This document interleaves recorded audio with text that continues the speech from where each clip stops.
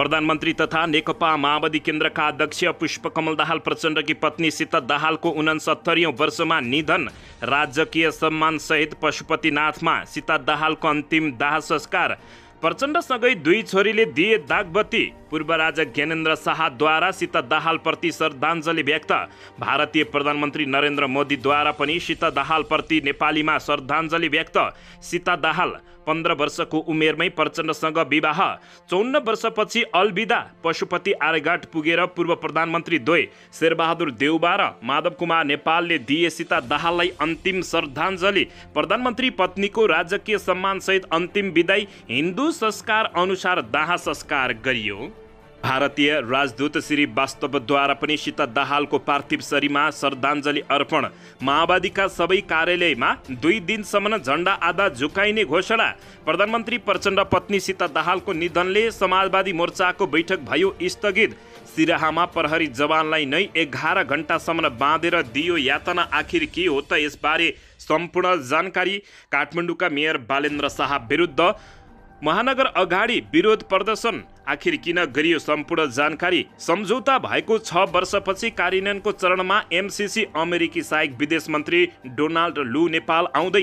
प्रधानमन्त्री पत्नीको निधनमा सुदूरपश्चिम प्रदेश सभामा शोक विदा। संसद बैठक भयो स्थगित। दोहोरो अङ्कले बढ्यो नेप्से। 3 कम्पनीको कारोबार सर्किट लेभलमा।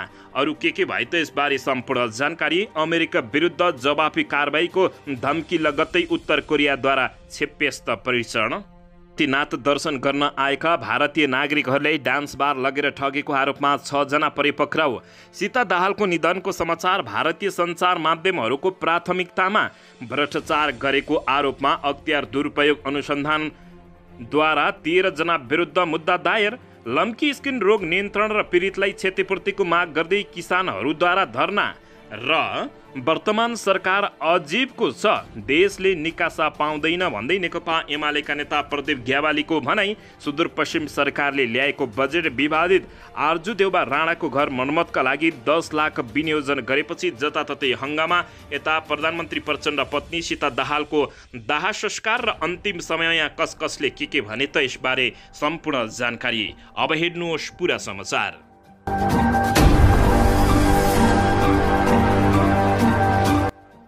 दर्शकबिन नमस्कार। तपाईहरू यति बेला युवा नेपाली युट्युब च्यानल हेर्दै हुनुहुन्छ। दर्शकबिन यदि हाम्रो च्यानल युवा नेपालीसँग चाहिँ पनि सब्सक्राइब गरेर जोडिनु भएको छैन भने सब्सक्राइब गरी जोडिनुहोला। साथै सँगै रहेको बेल आइकनलाई दबाउन पनि नभुल्नुहोला। दर्शक महानुभावहरू, तपाईहरूले हामीलाई कहाँदेखि हेर्दै हुनुहुन्छ, कस्तो अवस्थामा हेर्दै हुनुहुन्छ, देशदेखि हेर्दै हुनुहुन्छ या विदेशदेखि हेर्दै हुनुहुन्छ। यदि तपाईहरूले हामीलाई रेगुलर हेर्नुहुन्छ भने रेगुलर र पहिलोपटक हेर्दै हुनुहुन्छ भने पहिलोपटक भने कमेन्ट बक्समा गई कमेन्ट गरी हाम्रो मेहनतको लागि एउटा च्यानल लाइक गर्न पनि नभुल्नुहोला। दर्शकबिन प्रधानमन्त्री तथा नेकपा माओवादी केन्द्रका अध्यक्ष पुष्पकमल दाहाल प्रचण्डकी पत्नी सीता दाहालको 69औं वर्षमा निधन भएको छ। उनको आज बुधबार बिहान 8:33 थापाथली स्थित नर्भिक अस्पतालमा निधन भएको बताइएको छ। उनको आजै दिउँसो 2 बजे पशुपति आर्यघाटमा दाह संस्कार गरिएको हो। प्रधानमन्त्री कार्यालय सचिवालयका अनुसार अन्त्येष्टि अघि 11 बजेदेखि 1 बजेसम्म सीता दाहालको पार्थिव शरीरलाई श्रद्धाञ्जलीका लागि माओवादी पार्टी कार्यालय पेरिस डाँडामा राखिएको थियो। उनी लामो समयदेखि पर्फिन्स जस्तो देखिने progressive super nuclear palsy PLC रोगबाट पीडित रहेकी थिइन्। सीता दाहालको जन्म विक्रमसम्म 2011 असार 21 गते कास्की जिल्लाको हेम्जामा भएको थियो। माओवादी केन्द्रका अनुसार आमा हरिकला पौडेल र बुबा महेश्वर पौडेल को कोखबाट जन्मिएकी दाहालको 15 वर्षको उमेरमै 2026 सालमा अहिलेका हालका प्रधानमन्त्री पुष्पकमल दाहाल प्रचण्डसँग विवाह भएको थियो। विवाह भएको 2 वर्षपछि उनी कम्युनिस्ट आन्दोलनमा आबद्ध भएकी हुन्। उनी विक्रमसम्म 2028 सालदेखि नै कम्युनिस्ट आन्दोलनमा आबद्ध भएकी थिइन् भने माओवादी केन्द्रका महासचिव देव गुरुङका अनुसार उनी जिल्ला, क्षेत्र र केन्द्रीयका विभिन्न जिम्मेवारीमा रहेका हुन्। हाल नेकपा माओवादी केन्द्रको केन्द्रीय सल्लाहकार रहेकी थिइन्। प्रचण्डसँग विवाह भएको 54 वर्षपछि उनी प्रचण्डसँग छुट्टिएकी छिन् र अलविदा भएकी छिन्। विदा हुनु अघि उनी पनि विगत 2 वर्षदेखि ओछ्यानमै अचेत अवस्थामा रहेकी छिन्। त्यसअघि प्रधानमन्त्री प्रचण्डसँगै राजनीतिक आरोह र अवरोहमा सक्रिय रहेकी थिइन्। पार्टी कामका लागि पञ्चायत कालदेखि नै लामो समयसम्म भूमिगत जीवन बिताएकी दाहाल देशमा जनयुद्ध सुरुवात भएपछि 2052 सालदेखि भूमिगत राजनीतिमा सक्रिय भएकी थिइन्। जनयुद्धमा उनले सिङ्गो पार्टीको अभिभावकका रूपमा पार्टीभित्रका थुप्रै चुनौती, सङ्कट, विवाद समाधानका निमित्त समन्वयकारी भूमिका निर्वाह गरेको जानकारी प्राप्त भएको छ। दाहालका 4 सन्तानमध्ये जेठी छोरी ज्ञानु दाहालको क्यान्सर रोग, छोरा प्रकाश दाहालको हृदयघातका कारण निधन भइसकेको छ भने छोरी रेणु दाहाल र गङ्गा दाहाल राजनीतिमै यति बेला सक्रिय रहेका छन्। दर्शकबिन, अन्ततः प्रधानमन्त्री पुष्पकमल दाहाल प्रचण्ड पत्नी सीता दाहालको राजकीय सम्मानसहित अन्त्येष्टि गरिएको छ। पशुपति आर्यघाटमा दाहालको राजकीय सम्मानसहित अन्त्येष्टि गरिएको हो। सीता दाहालको पार्थिव शरीरमा प्रधानमन्त्री तथा उनका श्रीमान प्रधानमन्त्री प्रचण्डले दागबत्ती दिएका छन्। प्रचण्डसँगै उनका 2 छोरी रेणु दाहाल र गङ्गा दाहालले पनि दागबत्ती दिएका हुन्। सीता दाहाललाई नेपाली सेनाको टुकुटीले राजकीय सम्मान गरिदिएको हो।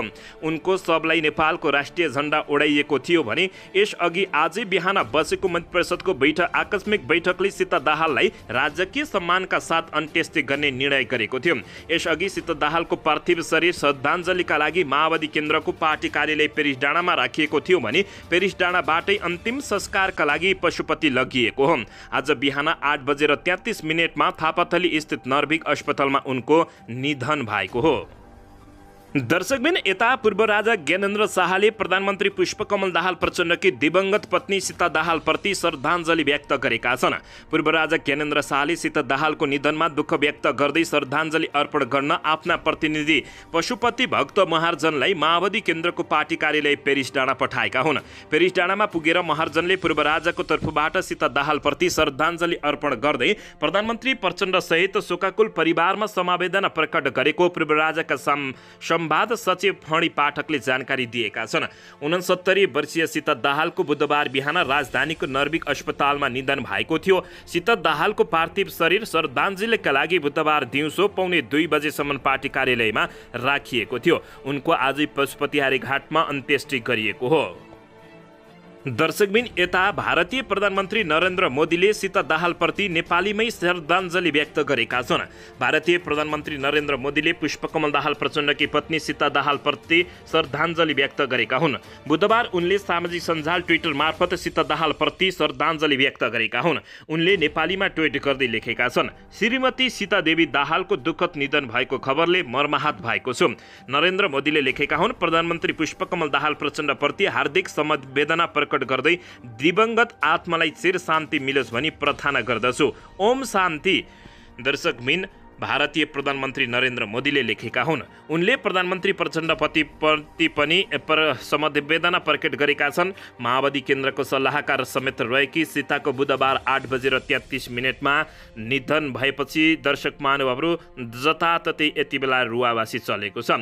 पशुपति आर्यघाट पुगेर यता पूर्व प्रधानमन्त्री द्वय देउबा र माधव कुमार नेपालले पनि सीता दाहाललाई श्रद्धाञ्जली अर्पण गरेका छन्। दर्शक महानुभावहरू, नेकपा माओवादी केन्द्रका अध्यक्ष तथा प्रधानमन्त्री पुष्पकमल दाहाल प्रचण्डकी पत्नी सीता दाहालको अन्त्येष्टिको तयारी भइरहेको अवस्थामा पशुपति आर्यघाटमा दाहालप्रति अन्तिम श्रद्धाञ्जली दिने कार्य भइरहेका थिए। पूर्व प्रधानमन्त्री द्वय, काङ्ग्रेस सभापति शेरबहादुर देउबा र एकीकृत समाजवादी पार्टीका अध्यक्ष माधव कुमार नेपालले पनि अन्तिम श्रद्धाञ्जली दिएका हुन्। उनीप्रति परिवारका सदस्य, आफन्त, विभिन्न राजनीतिक दलका नेता तथा कार्यकर्ता, मन्त्रीहरू, सांसद तथा शुभचिन्तकहरूले अन्तिम श्रद्धाञ्जली दिइसकेका हुन्। हृदयघात भएपछि बुधबार बिहान 8 बजे नर्भिक अस्पतालमा लगिएको सीताको उपचारकै क्रममा मृत्यु भएको थियो। उता राष्ट्रिय स्वतन्त्र पार्टी रासपाले पनि श्रद्धाञ्जली व्यक्त गरेको छ। पूर्व प्रधानमन्त्री केपी शर्मा ओलीले पनि दुःखद व्यक्त गर्दै श्रद्धाञ्जली व्यक्त गरेका हुन्। दर्शकबिन, यसैबीच भारतीय राजदूत श्रीवास्तवद्वारा सीता दाहालको पार्थिव शरीरमा श्रद्धाञ्जली अर्पण गरेका हुन्। आज निधन भएकी प्रधानमन्त्री पुष्पकमल दाहाल प्रचण्डकी पत्नी सीता दाहालको पार्थिव शरीरलाई अन्तिम श्रद्धाञ्जली दिएको हो। माओवादी केन्द्रको मुख्यालय पेरिसडाँडामा अन्तिम श्रद्धाञ्जलीका लागि स्वर्गीय सीता दाहालको शव राखिएको थियो। पेरिसडाँडा पुगेर विभिन्न दलका नेता र विदेशी कूटनीतिज्ञहरूले दाहाललाई श्रद्धाञ्जली दिएका हुन्। नेपालका लागि भारतीय राजदूत नवीन श्रीवास्तवले पनि पार्थिव शरीरमा श्रद्धाञ्जली दिएका गरेका हुन्। सीता दाहालको आजै राजकीय सम्मानसहित पशुपति आर्यघाटमा अन्त्येष्टि गरिएको छ।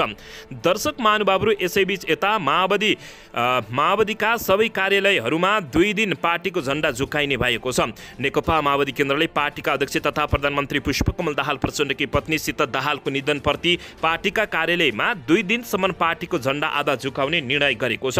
बुधबार पेरिस डाँडामा बसेको पदाधिकारी बैठकले आज र भोलि झण्डा आधा झुकाउने निर्णय गरेको महासचिव देव गुरुङले जानकारी दिएका छन्। त्यस्तै बिहीबार जिल्ला प्रदेश कार्यालयमा शोक सभा गर्ने निर्णय पनि गरिएको छ। आज बिहान थापाथली स्थित नार्विक अस्पतालमा निधन भएकी सीताको शरीर श्रद्धाञ्जलीका लागि पार्टी कार्यालय पेरिस डाँडामा राखिएको अवस्थामा अन्ततः दर्शक महानुभावहरू उनको अन्त्येष्टि गरिएको छ। यता प्रधानमन्त्री पुष्पकमल दाहाल प्रचण्ड सीता दाहालको निधनले समाजवादी मोर्चाको पनि बैठक स्थगित भएको छ।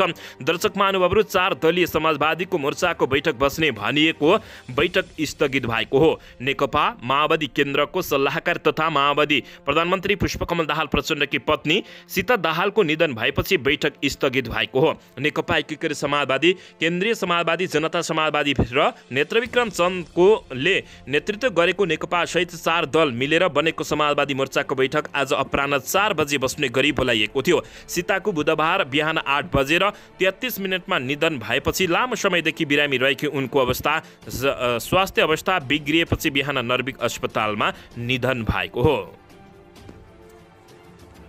दर्शक महानुभावहरू, यसैबीच आउनुहोस् अर्को समाचारतर्फ लागौँ। सिराहामा एकजना प्रहरी जवानलाई बाँधेर यातना दिएको घटना बाहिरिएपछि यति बेला सो भिडियो निकै भाइरल बनेको छ।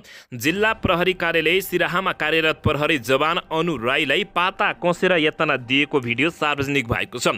ड्युटी समय बढी भएको गुनासो गर्न जाँदा मङ्गलबार दिउँसो प्रहरी निरीक्षक हेमन्त राईले कार्यालयमा बाँधेर राखेको पीडित प्रहरी जवानका भाइ रजनीश राईले बताएका छन्। इन्सपेक्टरले गाली गरेर बुटले हिर्काएका छन्। 11 घण्टासम्म बाँधेर भुटले कुटेका छन्। उनले भने यो घटनामा संलग्न प्रहरी विरुद्ध उजुरी पनि दर्ता गराउने तयारीमा रहेको उनको भनाइरहेको छ। जिल्ला प्रहरी कार्यालय सिराहाले भने घटना झाकछोप गर्न फरक जानकारी दिइरहेको छ। कार्यालयका प्रहरी प्रवक्ता डीएसपी रविन्द्र राज पाण्डेले जिल्ला अदालतको गेटमा स्थानीयलाई कुट्दै हिँडेको पाएपछि उनलाई नियन्त्रणमा लिएको बताइएको छ। तर एसपी टेकुन्द युवा लिम्बुले भने ड्युटीमा खटिएको प्रहरीको हतियार खोसेर प्रहरी जवान राईले भाग्न खोजेपछि उनलाई नियन्त्रणमा लिएको बताएका छन्। प्रहरी जवान राई लागु औषध सेवनकर्ता रहेको र ड्युटी समेत गर्न नचाहेको उनको दाबी रहेको छ। उसले ड्युटी गर्न जाँदैन भन्यो। हाम्रो ड्युटीवाला प्रहरीको हतियार खोज्ने प्रयास गर्यो। उनले भने हतियार खोज्न सकेन, बाहिर निस्केर भाग्यो। जान्छु भनेर गयो। प्रहरीले 500 मिटर पर गएर नियन्त्रणमा लियो। उनले भने हातकडी लगाएर उनलाई कस्टडीमै लिएर आयो, किनभने ब्यारेकमै छाडिदिएको भए केही घटना गर्न सक्छ भन्ने आशंका थियो। उनले भने उनले राईलाई हातकडी मात्र लगाएको कुटपिट भने नगरेको समेत टिप्पणी गरेका छन्। दर्शकबिन, यसैबीच यता काठमाडौँ महानगरपालिकाका मेयर बालेन्द्र शाह विरुद्ध महानगरपालिकाको कार्यालय अगाडि इन अफ इजले विरोध प्रदर्शन गरेको छ। इनले काठमाडौँ महानगरपालिका अगाडि मेयर बालेन्द्र शाह विरुद्ध ठेलागाडा लगायत साना व्यापारीहरूको उचित व्यवस्थापन गर्न माग गर्दै विरोध प्रदर्शन गरेको छ।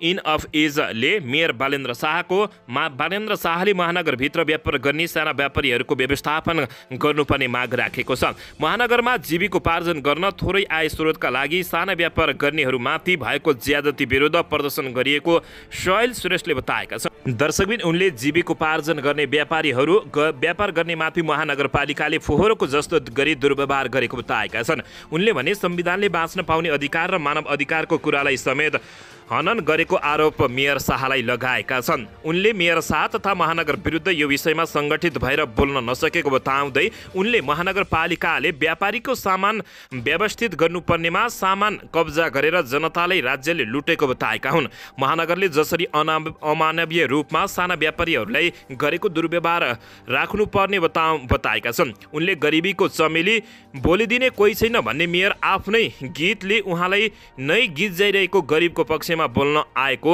बताएका छन्। दर्शक महानुभावहरू, यो आन्दोलनबारे तपाईहरूले के भन्न चाहनुहुन्छ प्रतिक्रिया दिन नभुल्नुहोला।